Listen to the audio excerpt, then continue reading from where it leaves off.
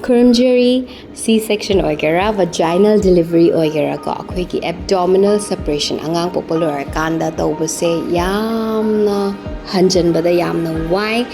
aina handak Manipur tholakpada mayamna pukse kamaina patha handage hang matamda exercise to matam sangde matam laide adu oirasu kemta kaide yumda wai teba wai shitpa chak thongba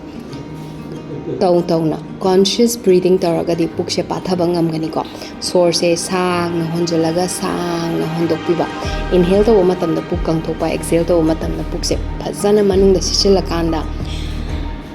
difference uba phangakani nungtigi try taragadi sise mayam munna yengbiyo aina chak thong tong na adum angang senaraga su ai conscious breathing tawi ado mayam su tobiyo comments ta ibiro o kai kai khangning ba laige do mayam try to ko bigano Kurumjeri